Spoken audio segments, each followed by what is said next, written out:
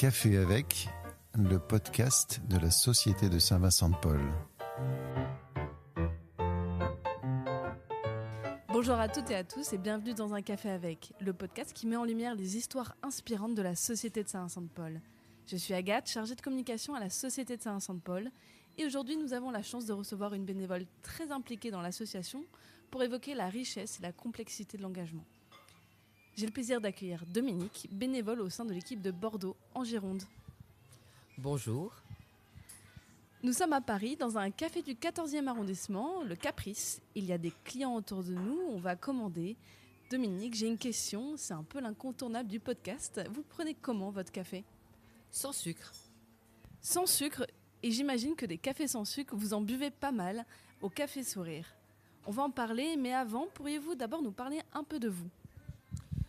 Oui, bien sûr. Je suis à la retraite. Je vais avoir bientôt 67 ans. Je suis grand-mère. Et je fais beaucoup de choses en dehors de Saint-Vincent-de-Paul puisque je chante dans une chorale. J'essaie de jouer du piano. Je fais du yoga et un footing par semaine. Et j'aime la vie. Et dans tout ça, vous arrivez à loger votre engagement à la Société de Saint-Vincent-de-Paul. Qu'est-ce qui vous a amené à devenir bénévole ? Comme tout engagement, tout ce que je fais en dehors, c'est autour de cet engagement. Parce qu'un engagement, pour moi, comme mon premier engagement a été mère de famille, puisque j'ai eu 3 enfants, et tout tournait autour de mes enfants, parce que je trouve que c'était... Après le mariage, c'est le deuxième engagement qu'on prend dans sa vie, c'est de s'occuper de ses enfants. Mais les enfants, ça grandit. Donc cet engagement, je l'ai toujours en moi, et par hasard, parce que tout m'arrive toujours un peu par hasard, moi. J'ai rencontré donc une présidente de CD et pour moi c'est devenu une évidence de m'engager pour Saint-Vincent-de-Paul. Et un engagement justement permet autour de construire des activités.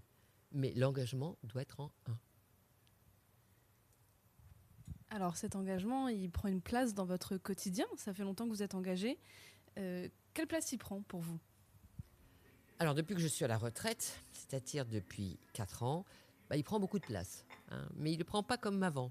C'est-à-dire qu'il prend un peu de place chaque jour. Alors qu'avant, j'étais obligée de m'organiser pour qu'il y ait des jours Saint-Vincent-de-Paul, des jours qui ne le sont pas. Mais en fait, quand on est Vincency, on est tous les jours. Et quand on a un peu plus de temps, je pense qu'on trouve de la place tous les jours dans sa tête et dans son cœur. C'est-à-dire si on visite une personne, on pense à elle un peu tous les jours. Quand on a la chance d'avoir un Café Sourire pas loin, on s'est investi au Café Sourire. Et puis dans mon cas, je m'investis puisque je suis vice-présidente d'un CD, d'un conseil départemental, CD 33, où là, chaque jour, se présente une occasion de donner de son temps et de son énergie. Donc vous nous avez parlé des Cafés Sourire, de votre engagement en tant que vice-présidente. À la Société de Saint-Vincent-de-Paul, les Vincenciens, donc les bénévoles de la Société de Saint-Vincent-de-Paul, ont le choix entre de nombreuses actions. Est-ce que vous pourriez nous parler un peu des actions qui ont lieu dans votre conférence ? Bon, donc, moi, je suis dans la conférence Notre-Dame à Bordeaux, Notre-Dame cathédrale. Dans notre conférence, donc, on anime un Café Sourire 2 fois par semaine, le mercredi et le vendredi. On fait de la visite à domicile. On fait un repas solidaire tous les derniers dimanches du mois. Qu'est-ce qu'on fait d'autre ? Surtout ça. Et puis certains donnent des cours quand même, des cours de maths. Mais je crois que c'est essentiellement ça. Ouais. On peut faire aussi, dans mon groupe, on fait aussi, dans la conférence, dont moi je le fais aussi, c'est faire participer au maraude aussi avec la conférence jeune. Et je le fais, je trouve ça bien. Alors vous dites c'est essentiellement ça, mais ce sont des actions essentielles pour les personnes que vous accueillez. Est-ce que vous pourriez nous parler un peu de ces personnes ? Alors les personnes accueillies, donc le Café Sourire, qui ne s'appelait pas comme ça avant, est ouvert depuis 10 ans. Donc ce qui veut dire qu'il y a le cercle quasiment familial, des gens qu'on connaît depuis le début, qui ont une relation de confiance, qui viennent là comme s'ils venaient retrouver des copains, prendre un pot dans un bistrot. Puis il y a les gens qui arrivent là, qui sont dans la rue, qu'on revoit ou pas, mais qui viennent chercher un peu de chaleur humaine. Donc il y a tout ça. Il y a les personnes qu'on connaît très très bien, où on est quasiment des amis, et puis ceux qui sont en grande détresse, oui. Donc beaucoup de personnes différentes que vous avez connues au long de votre engagement. Qu'est-ce que vous avez appris de votre équipe et des personnes que vous accompagnez? Quelle est la force, selon vous, de ces personnes? J'aime beaucoup cette expression que je trouve très vraie, c'est la force des désespérés. Les gens arrivent là, surtout en ce moment, ces derniers jours, il faisait très froid. Ils savent qu'ils auront un café chaud. Ils savent qu'on ne va jamais leur faire une remarque parce qu'ils ne sentent pas forcément très bons, parce qu'ils parlent un peu fort. Et je pense qu'il y a une confiance qui s'installe. Et le but, c'est de trouver une fraternité, en fait. Voilà. Ce qu'on recherche, c'est une fraternité. Pas toujours facile à trouver. Mais le but, c'est ça. C'est comment essayer d'être au niveau de la personne ou elle, être à notre niveau. Enfin, qu'on s'ajuste, en fait. Voilà. C'est ça le but. Alors ces personnes, elles vivent en effet des périodes difficiles, parfois elles vivent juste difficilement. C'est parfois l'une des difficultés de l'engagement. Est-ce que vous êtes découragé parfois? Vous manquez de motivation? Est-ce que vous avez une expérience à nous raconter qui pourrait décrire cela? Alors moi je suis comme tout le monde, parfois on arrive un peu fatigué on se dit oh là, si telle personne va venir ça va être terrible, je vais pas y arriver. Mais on n'est pas seul, on est une équipe. Et dans l'équipe, dans le groupe, il y a toujours des gens qui vont arriver en pleine forme, qui vont porter les autres. Et on sait qu'on n'est pas là pour faire des miracles. Hein. Voilà. On est là pour tendre la main. C'est tout. Il faut être dans l'humilité, mais c'est pas toujours facile. Mais je crois que c'est la seule posture à avoir. C'est-à-dire, je suis là, point. Vous êtes là, mais parfois ça peut être vraiment compliqué.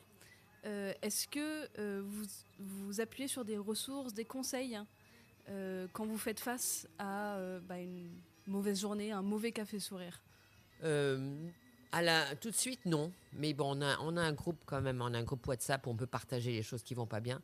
Puis c'est vrai que nos réunions de conférence, parce que c'est surtout les gens de la conférence qui vont au café sourire, on débat à ce moment-là. On va dire, là, ça s'est mal passé, pourquoi? Il ne faut pas que ça recommence, et un tel. Qu'est-ce que tu fais quand il arrive qu'il a trop bu? Je dis, moi, je le mets dehors. Voilà, on est capable de partager nos expériences. Et c'est vrai qu'à plusieurs, on est fort. Et surtout, il y a toujours quelqu'un qui a la bonne idée. Enfin, il faut admettre qu'on ne soit pas le seul à avoir une idée. Et si on arrive à s'écouter, il y a toujours une solution. Donc la communication, c'est essentiel dans l'équipe, mais aussi avec les personnes que vous rencontrez, sans doute. Alors, parmi les accueillis, oui, parce que beaucoup se connaissent entre elles, hein, clairement, et ils nous aident.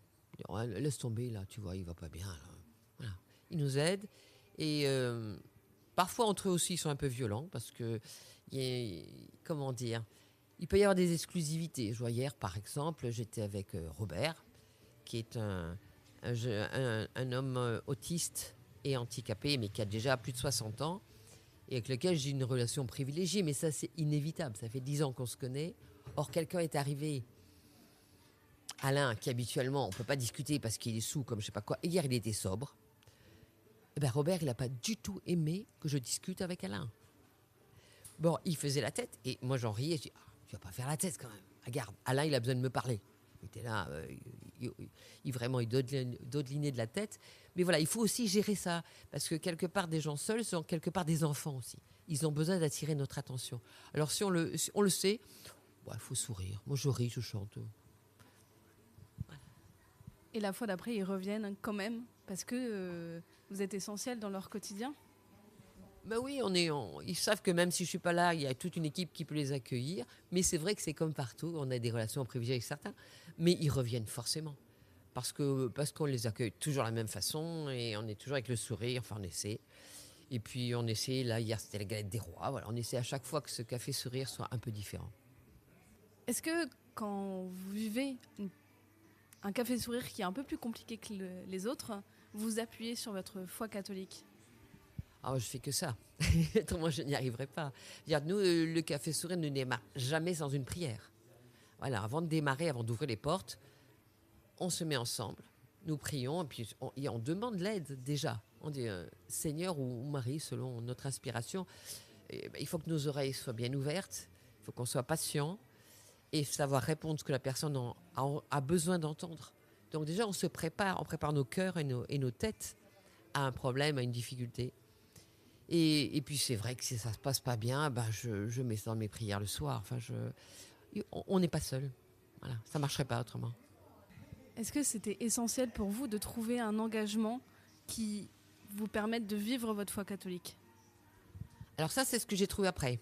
Parce qu'en réalité, quand j'ai connu Saint-Vincent-de-Paul, je ne savais pas du tout ce que c'était Saint-Vincent-de-Paul. J'étais croyante, parce que c'est à Lourdes que ça m'est arrivé, cet appel du pied. Et c'est en entrant dans Saint-Vincent-de-Paul que je me suis rendu compte que je vivais ma foi. Voilà, ce n'était pas du tout intentionnel, mais c'est de vivre ces actions, ces partages qui m'ont ravivé la foi, en fait. Et non dans l'autre sens. Voilà, c'est venu dans le sens. Mais aujourd'hui, oui. Et aujourd'hui, clairement, je sais que j'ai vu ma foi. Mais ce n'est pas conscient tout de suite.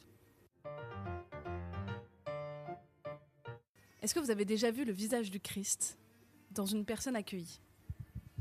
Non. Non, et pourtant, c'est quelque chose que je me répète en boucle. Parce que le Seigneur l'a dit dans les évangiles, quand vous accueillez un pauvre, c'est moi que vous visitez. Enfin, quand vous allez en prison, c'est moi que vous... Bon, ok, non, ben non. Mais j'essaie de me le dire, oui. Mais je n'ai pas eu cette révélation. Est-ce que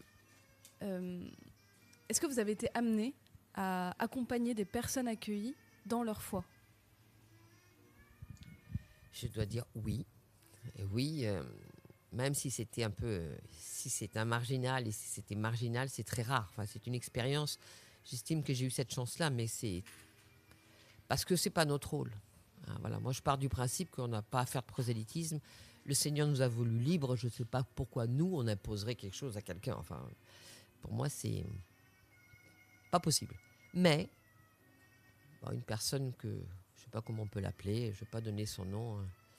M, je vais l'appeler M. Lui, un jour, m'a posé la question, m'a dit, mais tu fais tout ça et t'es payé pour ça ? Non. T'es pas payé, tu fais tout ça, pourquoi ? Et là, j'ai pu expliquer ma foi. J'ai pu expliquer, moi, si vu mes convictions, si autour de moi, quelqu'un est malheureux, il n'a pas ce qu'il faut et que moi, j'ai la chance de l'avoir, mais si je l'aide pas, je suis quoi ? Enfin, ma foi sert à rien. Bon, ça a mis quelques années. Puis un jour, il m'a dit, t'es baptisé, c'est ça ? Je dis, oui. Moi, je crois que j'aimerais être baptisé. Et il a demandé le baptême. Mais cette personne-là était marginale. C'est-à-dire tatouée, percée. Je pense des problèmes mentaux, en partie, malade. Et personne ne voulait le baptiser. Voilà, personne. Et bon, moi, je ne suis pas du genre à lâcher. Pas du tout. Et moi, on me dit c'est pas possible, je crois que pour moi c'est le meilleur truc à me dire pour que ce soit possible. Donc je vais me battre jusqu'à la fin. Bon, peut-être que par moment je peux dire finalement non, mais là j'ai senti qu'il fallait pas lâcher. Donc j'ai mis 5 ans. J'ai tapé à toutes les portes. Et puis un jour, l'archevêque de Bordeaux a dit je vais la faire courte. Il a répondu à un mail que j'ai fait adresser par quelqu'un et qui a répondu il faut le baptiser le plus rapidement possible. Et il a été baptisé. Voilà. Mais ça a pris des années. Et je pense que ce cheminement, il doit être fait librement par chacun. Mais ça peut être long. Il faut être patient. Bon, là, le Seigneur devait être là. Je ne l'ai pas vu, mais il devait être là. Je pense. Voilà. Donc, M a sans doute vu les agissements du Christ dans votre engagement, dans l'engagement de votre équipe. C'est très touchant comme histoire, en fin de compte. Et c'est aussi une histoire de persévérance de votre part. À la Société de Saint-Vincent-de-Paul, nos valeurs sont profondément chrétiennes. Nous avons 2 personnes qui nous accompagnent quotidiennement, enfin qui accompagnent les bénévoles quotidiennement. Nous avons notre saint patron Saint-Vincent-de-Paul, mais nous avons aussi notre fondateur, le bienheureux Frédéric Ozanam. Est-ce qu'il y a quelque chose qui vous a marqué en particulier de la part de l'une de ces figures ? Disons, celui dont je me sens la plus proche, c'est Saint-Vincent-de-Paul, parce que c'était quelqu'un de très simple. Et bon, bien que ce soit quand même le XVIIe siècle, je pense dans les combats qu'il menait, dans sa façon de finalement se servir de son réseau, lui déjà, pour arriver à faire ce qu'il a fait auprès des plus pauvres, je me sens plus proche de lui. Bon, Frédéric Ozanam, pour moi, c'est un homme hyper intelligent, très cultivé, très diplômé. Je le respecte parce que lui est plus proche de nous. C'est un homme du 19e siècle qui est finalement proche de ce qu'on vit aujourd'hui. lui, il va me donner, comment dire, la modernité, finalement, de ces actions. Mais les racines, je pense elles sont vraiment de Saint-Vincent-de-Paul. Est-ce que vous êtes fière de faire partie de la Société de Saint-Vincent-de-Paul ? Oui, moi je suis très fière et très heureuse de l'être parce qu'en fin de compte, les gens ne se rendent pas compte d'un tel bénévolat, ça rend heureux. Ça rend heureux. Parce que d'un seul coup, on n'avance plus seul dans la vie, on veut avancer avec les autres. Voilà. On se dit que moi le matin, quand il a fait froid comme ça, je me dis, mais en fait, un tel, qu'est-ce qu'il a fait hier soir ? Il dormait dans la rue, c'est pas digne, c'est pas... Voilà. Je pense qu'on retrouve une unité de l'être humain. Et c'est ce que je disais tout à l'heure, cette fraternité, grâce à ce mouvement, on la retrouve, on la crée. Là, c'est le réseau, on ne peut pas avancer seul dans la vie, ce serait tellement triste. Voilà. Est-ce que vous voudriez nous faire part justement d'un moment qui vous a rendu particulièrement fier en étant à la Société de Saint-Vincent-de-Paul ? Je sais pas, plein de petites choses. Fier, non. Enfin, je pense pas que ça doit être une fierté. Non, fier, non. Comment dire ça ? C'est pas fier, c'est heureuse, mais pas fière. Parce que fier, pour être fier de quelque chose, il faut en être l'auteur, il faut être sûr que ça vient de nous-mêmes. Non, ça vient pas de moi. Moi, tout ce que j'ai fait pour Saint-Vincent-de-Paul, ça m'a toujours été parachuté. Enfin, j'ai jamais rien choisi. Je trouvais ça bien. J'ai été aussi administratrice au national quelques années. J'ai jamais rien demandé, on est venu me chercher. Là, je suis vice-présidente, on est venu me chercher. Je peux pas être fière. C'est que je pense que j'ai une mission qui m'est envoyée à un moment. Je dis oui, je dis non. Voilà. Alors je dis oui, j'y arrive comme je peux, mais je peux pas être fière. Non. Voilà. C'est pas le mot. Mais je suis contente et heureuse, oui. Et du coup, un moment où vous avez été heureuse en particulier, qui marque cet engagement ? Je suis heureuse quand je mets mon badge et qu'on me pose des questions, parce que tous les dimanches, je mets mon badge Saint-Vincent-de-Paul. Et ça, la joie, c'est quand on me dit « Oh, qu'est-ce que c'est ?» Et là, j'aime raconter ce qu'on fait. Voilà. Là, je suis pas fière, mais heureuse. En disant, oui, je suis capable de chanter à la cathédrale. Je suis partie voilà, je fais ça, mais pas que. C'est pas ça qui est plus important pour moi. C'est que c'est un deuxième moi-même, quoi. Voilà. Donc, je peux pas être fière. Ça fait partie de moi. Là, je suis heureuse de ça. Quand on me pose des questions. Alors, je suis dithyrambique. Donc, heureuse de faire partie d'un grand réseau de bénévoles qui est partout en France. Quand on a préparé cette interview, vous m'avez dit je veux parler de l'échec. Donc pourquoi vous voulez partager ça en particulier ? Je partage ça parce que il m'est arrivé d'entendre...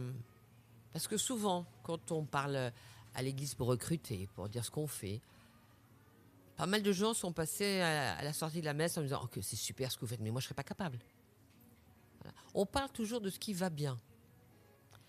Et il y a des personnes qui n'oseront pas venir être bénévoles en disant mais non, mais moi je n'ai pas les qualités. Et je pense qu'il faut savoir dire, de temps en temps, ça ne marche pas comme nous, on voudrait que ça marche. Mais un échec n'est pas forcément toujours un échec. Mais ça peut être compliqué par moments. Et je pense que notre temps n'est pas celui du Seigneur. Et de temps en temps, on peut se dire, ben non, ça ne marche pas. Mais ça, on ne l'explique jamais. Les bénévoles, les personnes qui nous voient et qui voudraient peut-être faire partie de notre réseau, partent en disant, non, moi, je préfère faire un chèque ou donner des espèces ou sortir la carte bleue, c'est plus simple pour moi, je ne suis pas à la hauteur. Et ça, je pense qu'on a quelque chose à travailler là-dessus pour recruter. Ces personnes-là, elles n'auraient pas peur d'échouer, ne pas justement pouvoir faire quelque chose, avoir l'impression de ne pas avoir été utile en devenant bénévole. Ben oui, parce que quand on donne de son temps, surtout qu'après avoir travaillé, surtout je parle beaucoup pour les retraités, je pense qu'au niveau des jeunes, l'échec, ils s'en fichent un peu, ils ont raison. Alors que quand on a une vie professionnelle, qu'on a une vie familiale, où on sait où il s'est passé des choses pas toujours très belles, où on n'est pas très fier de soi, à ce qu'on donne, on a envie que ce soit parfait. Et je pense que c'est l'erreur. Il ne faut pas chercher la perfection.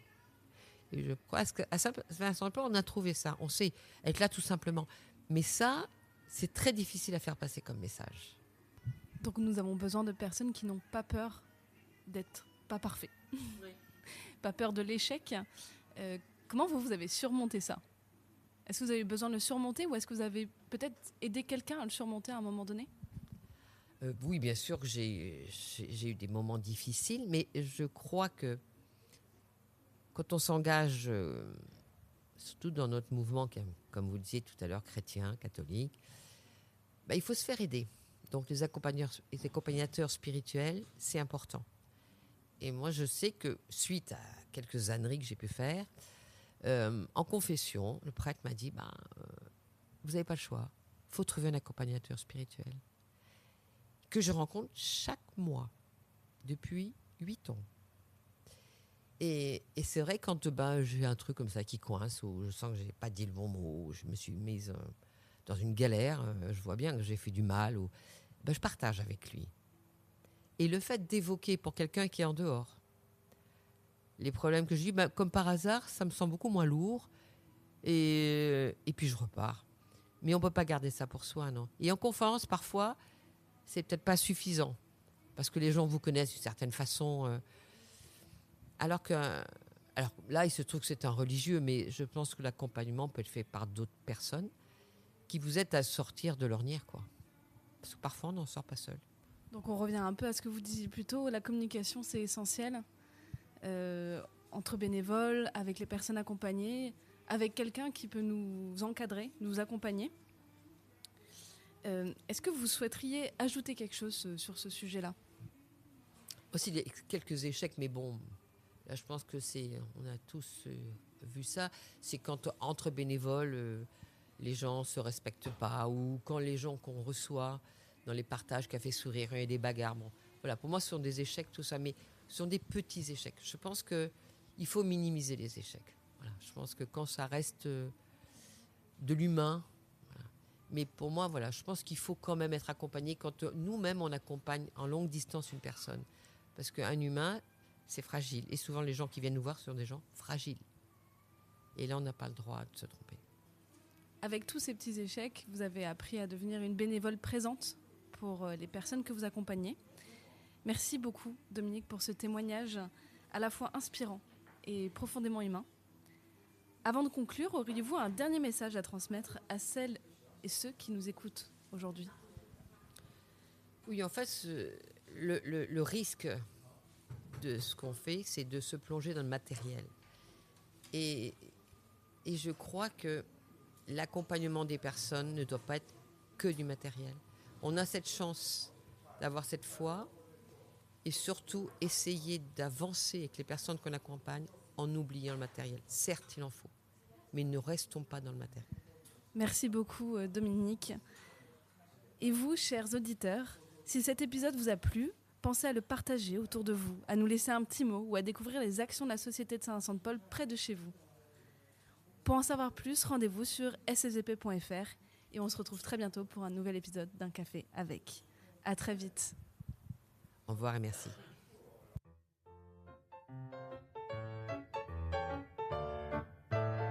C'était Un café avec, le podcast de la Société de Saint-Vincent-de-Paul.